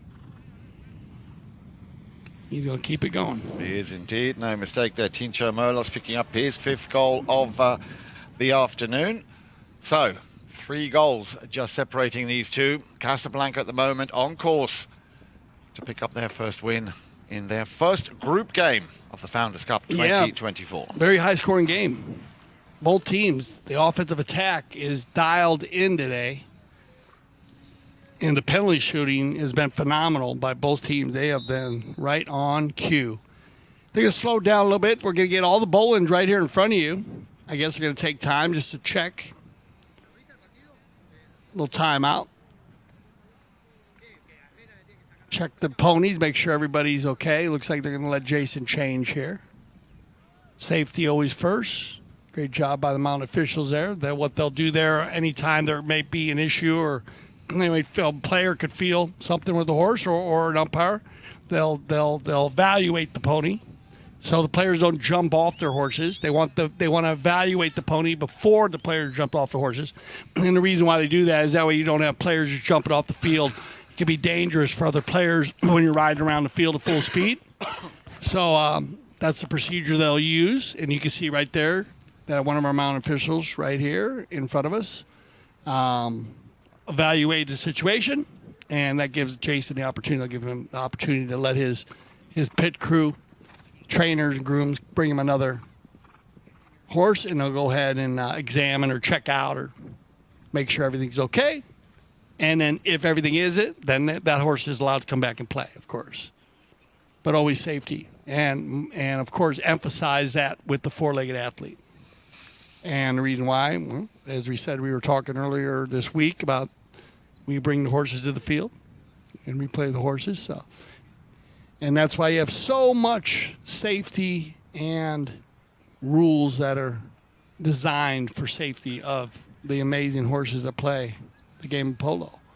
And so they'll take a little time here to make sure Jason's comfortable.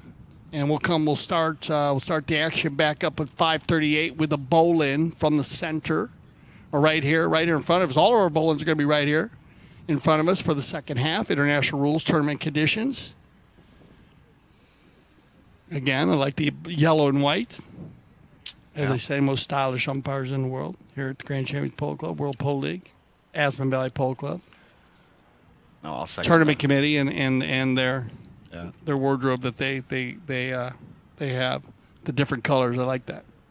Here we go then. As you said, on the halfway line, ball thrown back into play, picked up by Ben-Sadon. Crowder coming in for the challenge. Who's going to get to it first? It will be Hilario Figueres. Ben-Sadon will take the ball off him. Oh, a little bit of a mistake there. Crowder very quick to turn. Here comes the under the neck from Ben-Sadon out towards the boards. Looking for Hilario. Well, he got the pass, just didn't do much with it on that particular occasion. He came out very, very quickly. Again, Ben-Sadon, very, very elegant. Look at that pony he's riding, Dale. Absolutely stunning. Mm-hmm. So Ben-Sadon waiting for a chance to take a long-distance shot. That ball is going.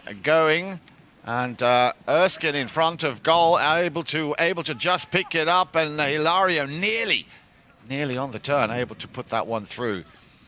So again, power play here. Casablanca pressing. They are not allowing Alegria out of their own half. It's always game over when it comes to Ben-Sadon. Lofts that one again to Hilario. This time Grant tries and fishes it out of the air. Now then, Chukker told to leave it. Jason Crowder with the drive. Back to Chukker. First time in quite a while that Alegria have actually managed to get out of their own half. Cassette. Again, Crowder supporting Chukker Erskine. And that just going out of bounds on the right-hand side. So a power play from Alegria. Yeah, great communication there with Chukker and Jason working well together on their men. And Chukker dragging Sapo with him down the field, but actually knowing Jason's got his man under control so he can make the next play. Finishes the play here. We'll go to a knock-in, Hilario, outlet pass, Sapo. Cassette with a lot of room to work with again. They need to shut them down a little bit earlier. Now watch how quickly they manage to get out of their own half. In comes the challenge from Mannix. Well done, Fred. Near side backhand. He got a nice piece of that. Now this could be easy pickings for Chukker Erskine to bring his team into double figures. He's out there on his own, but you've got to give it up to Fred Mannix with that pass. And wow, what an incredible goal. That was like a Juancito Bellini goal. Oh, yeah, and a great play here. This is another one of Fred's from his breeding operation, Alberta Easy, and he catches Sapo here running. It's and then he gets back around and scores on her. And what a goal. Man, that is just unbelievable right there. Great goal. I mean, and again, set up by Fred, but finished by Chukker, but well done. Yeah, and unbelievable. Now I'll bring us to our courtesy change. Good teamwork. Very good teamwork, and like I said, we saw a similar goal. Yeah, Chukker being mounted there by Santa Rita breeding operation, mounted very well. So much horsepower. I mean, it just gets better and better and better. I mean, this morning, some of the horses we saw this morning also on both teams, just amazing. It is, and I've been getting a lot of calls from a lot of viewers. And I want to thank all the viewers for all the calls and not just that. Big shout out to all the camera people and just the programs they've been seeing, but the league.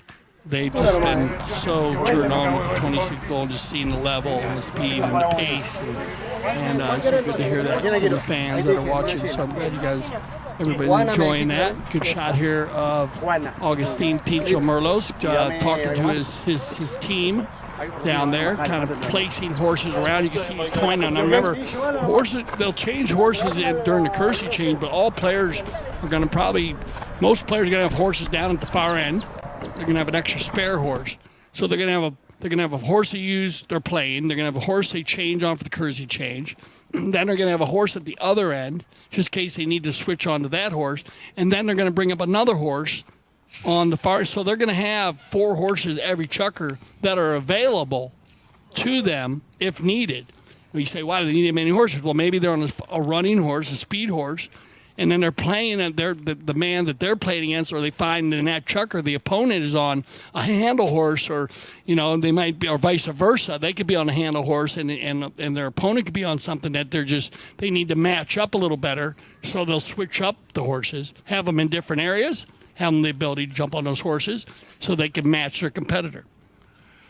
So here we go then. Waiting for all players to come back out for that next throw in 250. Just 2 points in it, Dale. And I'm sure that Alegria, as will Casablanca, not go out of this without putting up a decent fight. But so far, it really has been a thrilling game of polo. Now, let's just remind you, the action in the World Polo League continues tomorrow afternoon. Audi taking on La Irinita. Audi, of course, with already one, excuse me, big victory under their belt. When they took on Kaya Polo last Sunday at the All-Star Challenge final. What a cracking game that was. So, here we go then. Ball back in play. And that didn't quite go where the umpire wanted, so he's going to ask them to come back and line up for a decent throw-in. It has to be between the two teams, of course.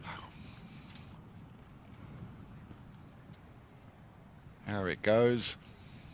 Now then. This is going to come down to exactly this, winning the possession and winning it quickly. A little deflection coming off the pony of Sapo Cassette, and Grant Ganzi gets a challenge there from Tincho. Merlos drills that one downfield. Nobody home, i.e. not in the ideal position. And once again, Rufino Bensadon gets a little visit there from Jason Crowder. Cassette now will try and find, and he has, Hilario Figueras. And you see they're marking up very, very tight now, Dale. All of a sudden, it's sticking with your man throughout. Yeah, this play, the ball's going to pass Hilario's boot. Keep an eye on the man on the gray pony. It passes his boot, and see number 3, he's going to ride in from behind there. So he needs to come from the side and make the ride off and make the back shot, or he's got to go near side on the left side of the pony. And Hilario not deviating off his line, not changing the line, not fabricating the line at all. So they're going to call riding in from behind here. And remember what I told you about that 10 to 20 yards off center. So they're going to move this ball down to the 60-yard mark again. And that's going to give Sapo an opportunity at his 5th penalty for, actually his 6th. But he's made 4 out of 5 from the penalty 4 60-yard shots today. He has another 4 penalty 2s. So very good shooting by number 3 in the blue helmet.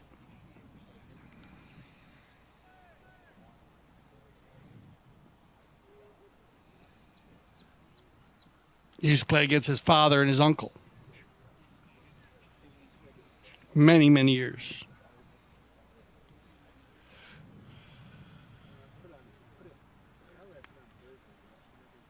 Wow. And man, he is dialed in. Sapo Cassette. On fire from the 60. Absolutely impressive. Absolutely impressive. 5 out of 6, Jan. Indeed. And there you have it, Dale, that magic number 13. And you always go on about these very interesting quotes. Your offense is definitely working. Well, more Memo Gracita, but I'll take a line from the king any day.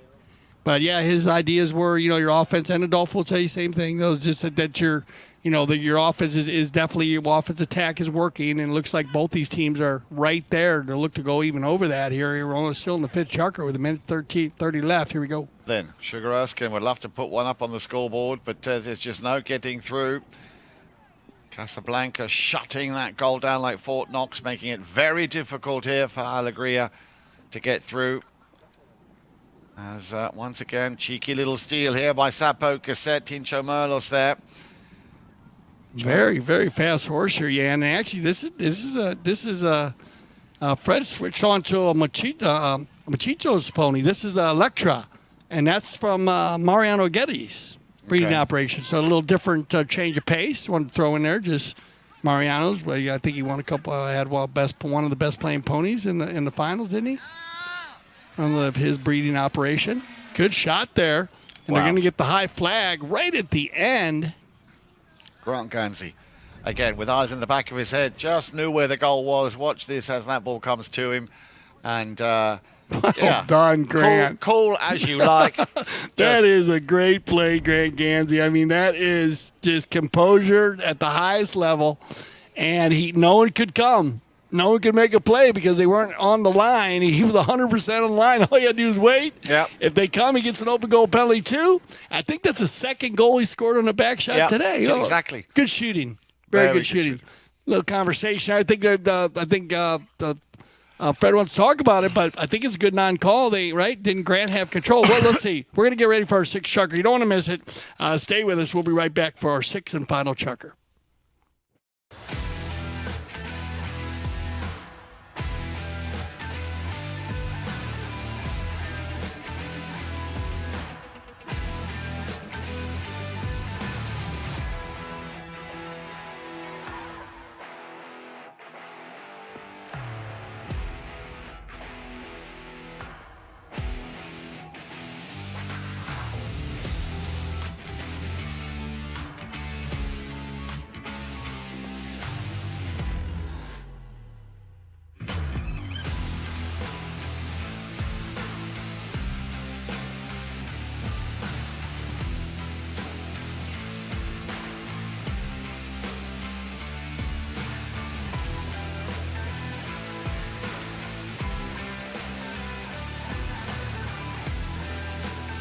Another great season.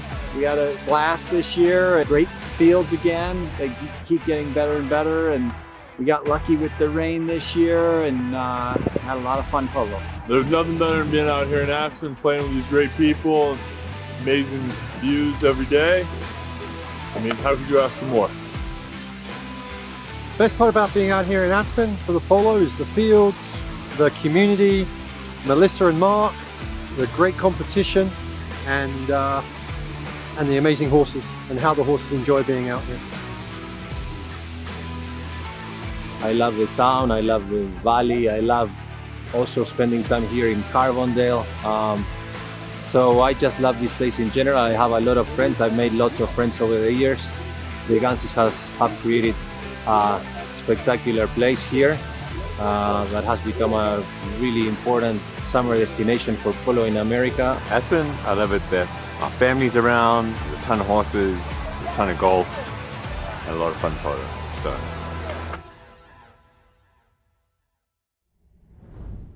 Of course, great commercial there. They asked about Polo Club. We play July into September if you're looking to play polo in the summer. And, of course, you can get in touch with our Director of Operations, Juan Bellini, or General Manager, Cale Newman, and they'll set you up with the great commercial there. Okay, here we go. Final Chukker, Jan, and it's 14-10. They got the jump here, Casablanca. Great goal at the end there by Grant Gansey. He scored one in the second Chukker on a back shot, and he scored another one here. But look at Fred Mannix. He's going to take this one out of the bowling. Good D by Benzedon. Indeed. And they're going to be, I'm pretty sure, playing exactly the same way they did in defense in that fifth Chukker. Very, very tight, making it nigh impossible for Alegria to open up and play their game. Just watch how Casablanca will be marking up very, very closely here. So with the number 4, and of course time very much of the essence. Again, a perfect pass from Hilario Figueres. He's found Benzedon. Benzedon now needs to just get around the outside of Mr. Mannix. Mannix will keep an eye on the man. That's how I was taught. Your man first, then the ball. Crowder with his goal-scoring helmet. I mean, a 2-pointer would be just what the doctor ordered now for Alegria. That's a great pass from Crowder to Mannix. Mannix will be looking for Merlos. Didn't quite get there, but a man who did was Sapo Cassette. And he'll be happy with every second that ticks by that they have possession. Oh, what another very, very good pass here. He's found Benzedon on the near side now, under the neck attempt at least. A deflection. Can he keep the ball in play? Well, he does. Ganzi needs to get past Merlos, but that ball will then eventually trickle over that back line. Yeah, these are the men. Remember, the time is at the essence here. Remember that we'll keep an eye on it. 4 goals down. So Fred wants to go here. He knows he's going to take a quick knock in, get him moving down the field, send everybody forward. Mannix, monster shot out to the right-hand side, looking for Erskine. On the halfway line, the ball comes to a standstill. Bump and a ride here from Merlos and Ben Sadon. Crowder, cheeky but effective. Cassette saw it coming just a split second before he had that ball hooked or taken off him. The cut shot attempt, watch that ball go, watch that ball go. Cassette. Wow, Sapo. He's a goal-scoring machine today. And he does it with such ease and such 11 goals. Yeah. Yeah, 11 goals, 2 from the field, everything else from the penalty line. But again, you know, when he gets dialed in, you got to be careful. He is amazing. Great shooting and good teamwork. I like the Alegria put the pressure on here, but this is a big goal for Casablanca because Alegria now they're going to click down 4:35, down by 5. Crowder just not there quick enough. And again, Casablanca marking up so well, making it really difficult here for Alegria to play their game. Taking the scenic route round the outside of all the traffic. Chukker Erskine. As I look at that goal, Tincho will try and take Grant Ganzi out of the equation. He's done so. Now then, Chukker takes a shot. Out of distance, runs into some traffic. Nice pick up and a turn there by Crowder, but again, so quick. Ilaria Figueres coming in first. Ben Sadon, you see him by doing what they're doing, Dale. They're creating the space to play their game, and that's exactly what Casablanca's been doing now for the last 2 chukkers. Yeah, it was that third chukker where you get the change, Jan. You know, the unanswered, they had the 5 unanswered goals, threw up 3 from the penalty line, 2 from the field. And that's where you get changed. Otherwise, it's been pretty even down the line. Did you see that, Dale? Did you just see what Mr. Ganzi just did there? Another back one? Well, watch this. Unreal. Comes across the center here, Sapo. They got to split up there. Chukker wins that one, and Grant's going to get another back shot goal. Well done, Double G. And the Double G squad goes crazy. Woo. Wow. Man, and I like the touch. Very soft, easy, and a little miscommunication there. Chukker had Sapo sacrificed. I don't think Ticho saw him coming, and he had to sneak through there. And Grant's got big fun of it. He had 3. I don't think 3 goals, all on back shots. Yeah. And you know what's so nice? I'm trying to remember any games I ever played in all my life where he scored 3 goals and 3 back shots. You know what's so nice about Grant? He's so humble. Oh, yeah, super so humble kid, man. Humble and appreciative. Blessing, dude. Yeah. You kidding me? Come on. Good guys. He is. Yeah. So, running away with it, Casablanca, 3 minutes, a little over 3 minutes on the clock, 16 goals to 10. Well, I'd say that offensive attack is more than working, Dale. It's a great competitor, too. Yeah, he is. He got fire now. Don't tell him wrong. He got the fire. You know, the whole family. Yep. Everybody. So here we go, then ball back in play, and Tincho Merlos, nope, he didn't get the touch he wanted. Crowder, send it back down into Casablanca territory, but you don't see that very often. Rufino, Ben Sadon not able to clear that ball. Mannix. Deep now also up at front here, wanting to, they need to mobilize all their attackers. Tincho Merlos, has he hit the target? Yes, he has. Well, that's a cracking. Oh, did it go wide? We'll wait and see. Maybe a little. I think Tincho might even be helping here. I think. Let's see this. Take a look at this. They can trigger this if they need to. Turned around and controlled by Fred. Man's going to leave. Crowder taking his man out. Little drop pass to Tincho. He's by himself. And I think he gets that ball in there, doesn't he? It looked to me like it was in there. Oh, that looks like that on the outside. It looks that'll look wide on the far side, but I think it went through and then off to the left by the look there. So very good look through the side. I'll make it 16-11. Ben Zadone. He's in front of goal and all on his own. And look at that, sends that one up. Well, there's just no stopping them now, is there? And they're going to set a new record here, Ian, on goals being scored with 17, all 17. Yeah, without because handicap. it was 17 goals, if you remember, by Kaya, but they received 3 on handicap. So actually scored 4 goals, 14 from the field. Not to take anything away from Larry, Lorene, Mariano, and Santi, because they have been a goal scoring machine. That's why they're in the finals of the All-Star Challenge. But this Casablanca team has gone to another level here. And what a great start by Alegria. 1:58 on the clocks. Well, they might even make it into the 20s. Yeah, I mean, they had a great, they started out really well here. I think you could probably clean up a little bit. They'll watch the tape, so maybe clean up a little bit on the fouls, because they giving Sapo that many opportunities. And when these guys are hot from the line, you got to be careful in the World Polo League.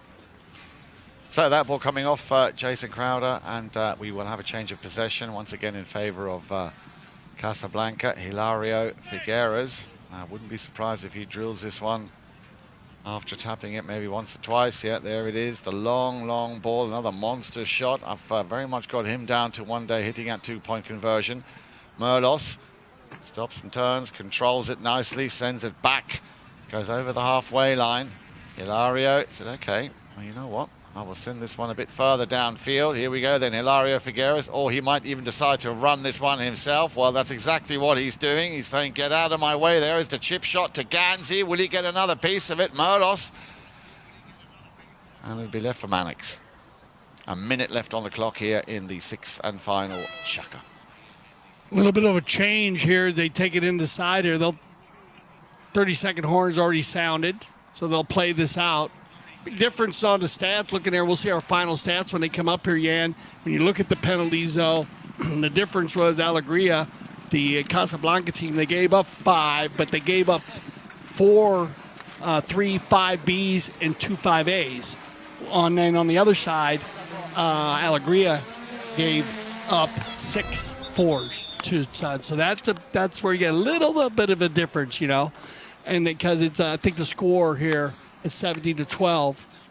As you see the finish here by Chukker, that's where you get your differential.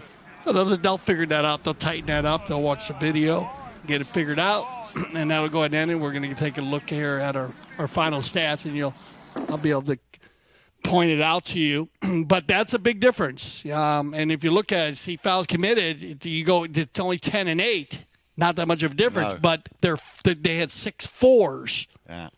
Casa, and they had 5 penalty 5s. And so those are either from center or from somewhere else on the field, and that's where you get your change, and everything else is pretty much, look at the penalty scored by Sapo 9. So very good job. Congratulations, Casablanca and Alegria. And any last word, Jan?